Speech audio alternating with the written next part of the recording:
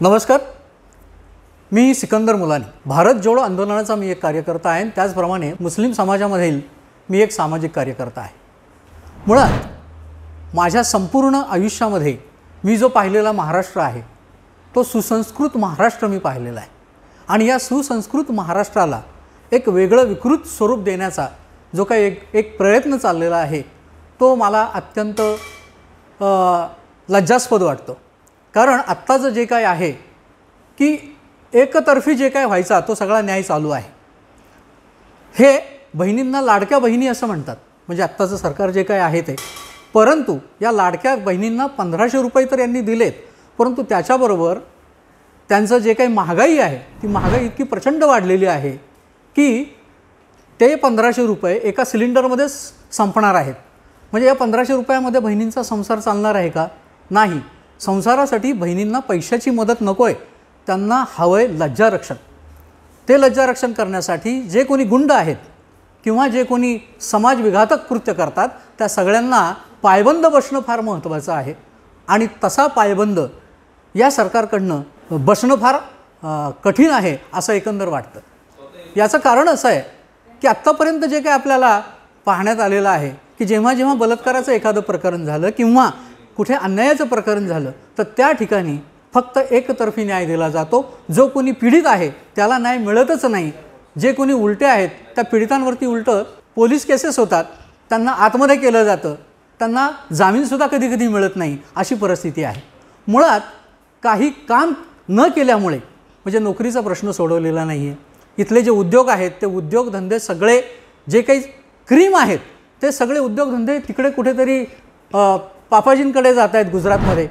म्हणजे असं जे काही आहे म्हणजे राज्य करायचं महाराष्ट्रामध्ये आणि हित पाहायचं दुसऱ्या राज्याचं, असं साधारणपणे एकंदर या सरकारचं चाललेलं आहे. म्हणजे उद्योगधंदे दुसऱ्या राज्यात जाणं याला विरोध नाही आहे, परंतु जर तो माझ्या राज्यामध्ये येतो आहे, मला तो दिलेला आहे आणि त्या ठिकाणामध्ये माझ्या राज्यातल्या लोकांना जर त्यापासून फायदा होणार असेल, माझ्या युवकांना जर त्यापासून रोजगार मिळणार असेल, तर त्या रोजगारापासून माझ्या युवकांना परावृत्त करून ते सगळं जे काय आहे ते ब्रेड आणि बटर युवकांचं ते तिकडं दुसऱ्या राज्याला देण्याचं आणि युवकांना बेरोजगार ठेवून आपल्या संपूर्ण चमूमध्ये सामील करून त्यांच्या हातून समाजविरोधी कार्य करून घेण्याचं जे काही एकंदर एक षडयंत्र रचलं जातं आहे हे अत्यंत चुकीचं आहे असं मला वाटतं. या ठिकाणी समाज विघातक अशा ज्या प्रवृत्ती आहेत त्या फार बळावलेल्या आहेत. म्हणजे तुम्ही पाहिलं असेल की चक्क पोलीस स्टेशनमध्ये एकमेकांवरती गोळीबार केला जातो, पोलिसांच्या साक्षीनं गोळ्या घातल्या जातात. हे जे आहे हे राज्याची कायदा आणि सुव्यवस्था किती ढासळली आहे हे दाखवतं. म्हणजे जे कोणी गुंड प्रवृत्तीचे लोक आहेत किंवा जे कोणी समाज विघातक कृत्य करणारी लोक आहेत त्यांना काही पायबंद किंवा धडबंद राहिलेलंच नाही आहे. म्हणजे मुळात आपला महाराष्ट्र जो आहे तो अत्यंत सुसंस्कृत आहे. याला एक वारकरी परंपरा आहे. इथे म्हणजे विष्णुमय धर्म, वैष्णवांचा धर्म, भेदाभेद अमंगळ हे जे काय आहे अशी परंपरा असणारा आपला हा महाराष्ट्र आहे. या ठिकाणी भेदाभेद मानलेच जात नाहीत. या ठिकाणी हिंदू मुस्लिम संत आहेत, ते सगळे एकत्र राहतात, एकत्र वागतात, एकोपाने राहतात, एकमेकांना आदानप्रदान करतात.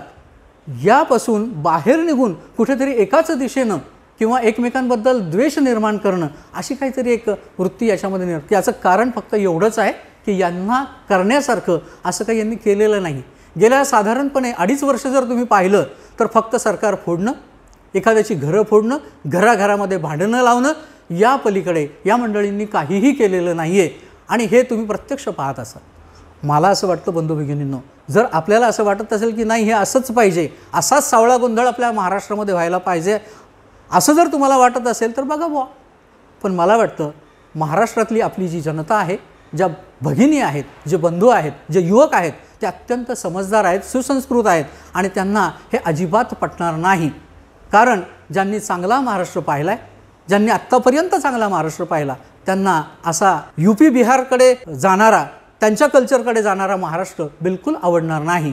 आणि म्हणून आत्ता जी काही निवडणूक येणार आहे विधानसभेची, 20 तारखेला आपल्याला मतदान करायचं आहे. ते मतदान करत असताना माझ्या जवळचा कोण आहे, माझ्या दूरचा कोण आहे असा विचार न करता कोणता उमेदवार आपल्याला संविधानिक हक्क देऊ शकेल, आपल्या संविधानाचं रक्षण करू शकेल, आपल्या हक्कांचं रक्षण करू शकेल, आपलं रक्षण करू शकेल, समाज विघातक कृत्यांना आळा घालू शकेल, आपल्या राज्याचा आर्थिक विकास करण्यासाठी आपल्याजवळ उद्योगधंदे आणेल, आपल्या हाताला काम देईल, अशाच प्रतिनिधींना आपण निवडून द्यायला हवं.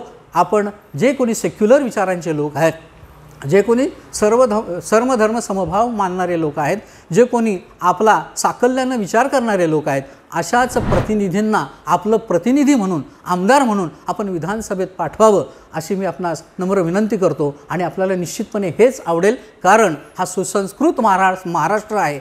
हा सुसंस्कृत महाराष्ट्र हा सुसंस्कृतच ठेवायचा आहे असा आपण निर्धार केलेला आहे, याची मला खात्री आहे. आणि म्हणून जे काय आपलं मतदान होणार आहे ते फक्त आपल्या सुसंस्कृत महाराष्ट्रासाठी सेक्युलर पार्टीजलाच म्हणजेच मवियालाच होईल असं मला वाटतं. धन्यवाद.